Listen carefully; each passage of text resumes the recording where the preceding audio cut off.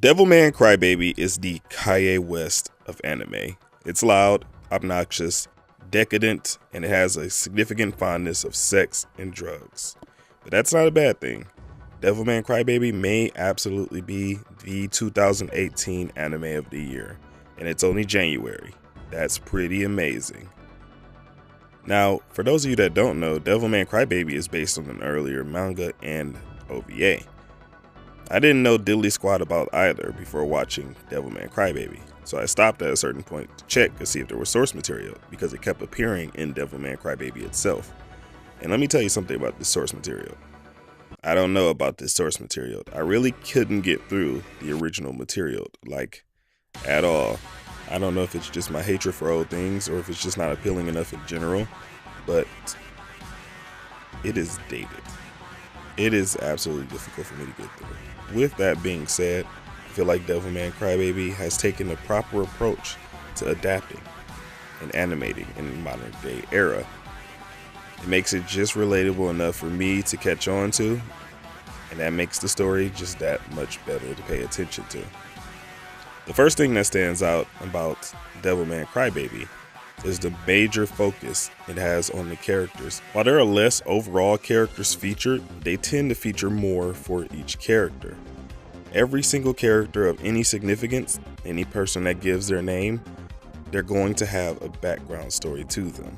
Not necessarily going to produce anything worthwhile out of that background story, but it helps you communicate with them better. I mean, I got attached to these guys, and they really didn't even do anything but rap. With that being said, I will be buying their mixtape.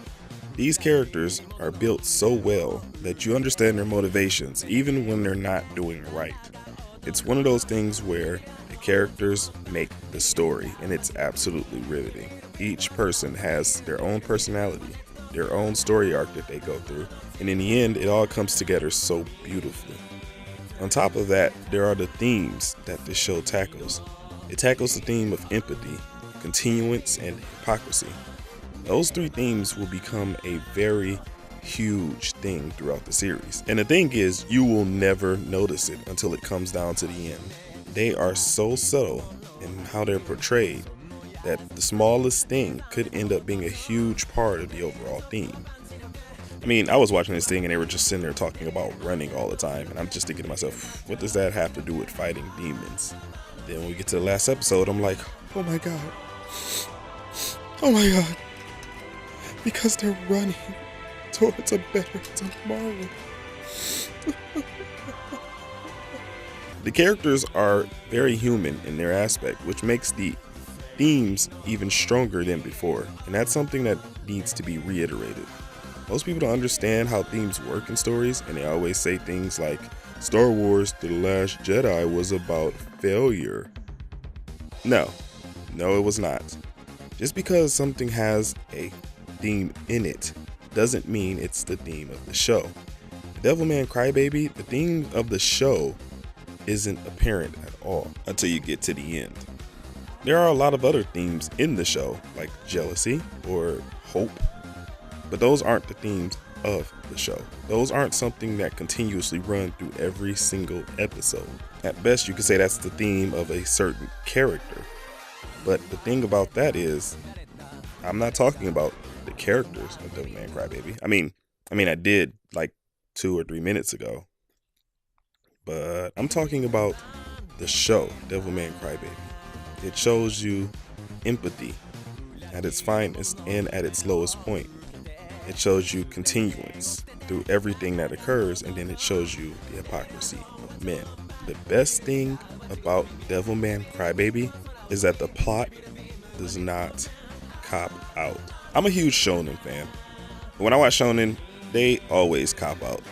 And it's not necessarily bad that they cop out. You don't want to kill certain people, or you don't want to take certain avenues, or certain characters can't change their personality.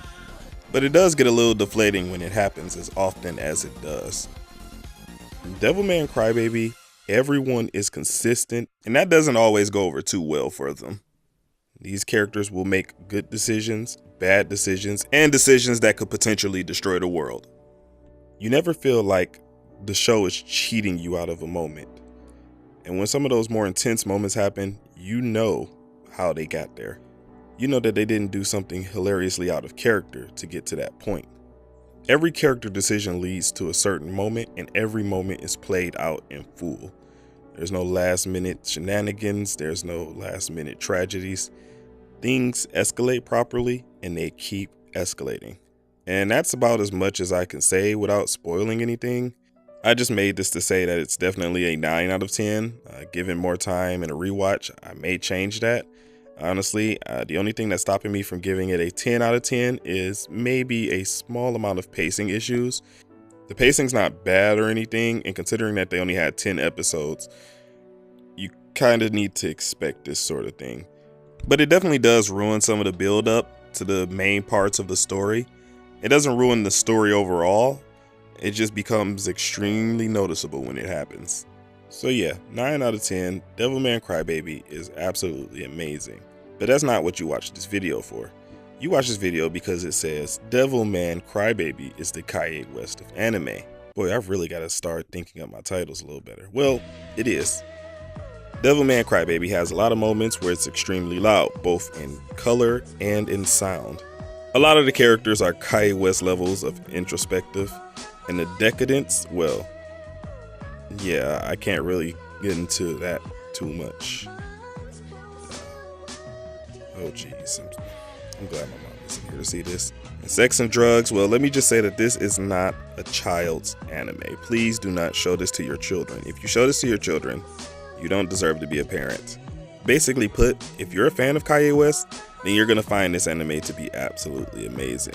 If you're a guy who just listens to Kanye West occasionally and thinks he has some good hits, then you're going to find this anime to be absolutely amazing. If you're a person that finds Kanye West to be too vulgar, too decadent, too self-absorbed, you shouldn't watch this. That's just an honest opinion. You probably shouldn't watch this. It has all of those elements, and it has it up to 11. In conclusion, if you have the time, give this whole anime a watch. It's powerful, it's thought-provoking, and overall it really does get the juices flowing. And when it kicks into high gear, oh boy, it kicks into high, wow, it just, Jesus Christ, oh my God.